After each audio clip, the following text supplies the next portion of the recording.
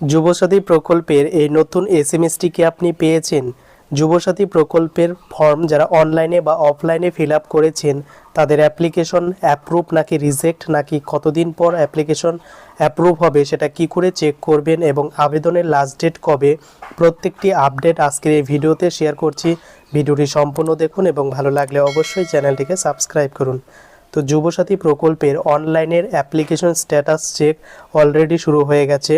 তো status check করার জন্য jubosathy.wb.gov.in এই অফিসিয়াল পোর্টালের লিঙ্ক ডেসক্রিপশনে দেওয়া থাকবে, সেখান থেকেও সরাসরি এখানে ভিজিট করতে পারবেন। এখানে আসার পর আপনারা প্রথমে স্ট্যাটাস চেক কী করে করবেন সেটা দেখাচ্ছি। তো স্ট্যাটাস চেক অপশনে একবার ক্লিক করবেন। ক্লিক করার পর একটি নতুন ইন্টারফেস ওপেন হবে। তো এখানে অ্যাপ্লিকেন্ট লগইন অপশন খুলে যাবে। এখানে আপনার মোবাইল নম্বরটি এন্ট্রি করবেন এবং এখানে এর সাম কত হচ্ছে সেটা এখানে পুট করে নিচে গেট ওটিপি বা সিক্রেট পিন অপশনে ক্লিক করে আপনি আপনার সিক্রেট ওটিপি মোবাইল থেকে বসিয়ে দেবেন এবং তারপর আপনার অ্যাপ্লিকেশনটি কিন্তু স্ট্যাটাস চেক করতে পারবেন। আর বর্তমানে এই ধরনের একটি এসএমএস কিন্তু যারা অনলাইনে অ্যাপ্লিকেশন করেছিল তাদের এসএমএসে শো করাচ্ছে এবং এখানে লেখা থাকছে যে দুয়ারে সরকার your secret pin sign in, এবং সিক্রেট পিনটি এখানে লেখা থাকবে দিস সিক্রেট পিন। এটা হচ্ছে লগ ইন পোর্টাল বা ওয়েস্ট বেঙ্গল গভর্নমেন্টের লগ ইন করার জন্য।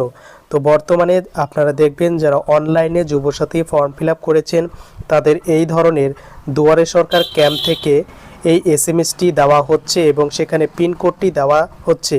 অর্থাৎ এর মানে হলো আপনার এটা অ্যাপ্লিকেশন অনলাইনে করার সময় যে ওটিপি আসে সেই ওটিপির কথাই কিন্তু এখানে বলা রয়েছে এবং এর দ্বারা আপনি কিন্তু লগ ইন করতে পারবেন। তো যারা অনলাইনে ফিল আপ করেছিলেন বর্তমানে তাদেরকে কিন্তু এই ধরনের দুয়ারে সরকার ক্যাম্প থেকে কিন্তু এসএমএস পাঠানো হচ্ছে এবং এর সঙ্গে অফলাইন ফর্মের কিন্তু সম্পর্ক নেই। তা যারা অফলাইনে ফিল আপ করেছেন তাদের জন্য কিভাবে স্ট্যাটাস চেক করবেন, সেম পদ্ধতিতে এখানে অ্যাপ্লিকেন্ট লগ ইন বা স্ট্যাটাস চেক করার জন্য এখানে চেক স্ট্যাটাস অপশনে ক্লিক করার পর আপনার মোবাইল নম্বরটি বসাবেন এবং এখানে গেট ওটিপিতে ক্লিক করবেন। তারপর ওটিপি ভেরিফিকেশন করার পর এই ইন্টারফেসটা ওপেন হবে। যারা অফলাইনে দুয়ারে সরকার ক্যাম্পে জমা দিয়েছে তাদের এই অ্যাপ্লিকেশন ফর্মটি ওপেন হবে। অর্থাৎ এখানে আবার অ্যাপ্লিকেশন করার কথা বলা হচ্ছে। এর অর্থ হচ্ছে দুয়ারে সরকার ক্যাম্পে যে ফর্ম ফিল আপ হয়েছে সেটা শুধুমাত্র জমা নেওয়া হয়েছে এবং সেটা ডিজিটাল পদ্ধতির মাধ্যমে, অর্থাৎ অনলাইনে ডেটাগুলোকে শেয়ার করা হয়নি। বর্তমানে 26 তারিখের পর থেকে কিন্তু এই ডেটাগুলিকে অনলাইনে তারা কিন্তু ভেরিফিকেশন করবে এবং প্রত্যেকের ডেটা কিন্তু অনলাইনে এই রকম শো বর্তমানে এমন শো করার অর্থ হচ্ছে তাদের অ্যাপ্লিকেশনগুলিকে এখনও অনলাইনে ডেটা এন্ট্রি করা হয়নি।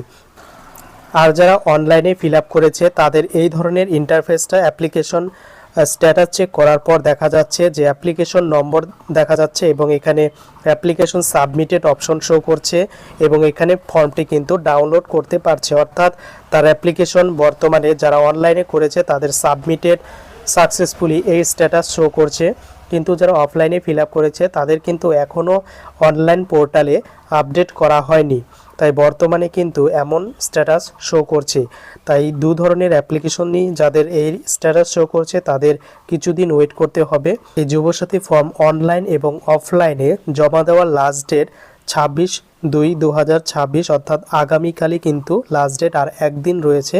তাই যারা আবেদন করেনি তারা কিন্তু অনলাইন বা অফলাইন পদ্ধতির মাধ্যমে ইজিলি বর্তমানে আবেদন করতে পারবে।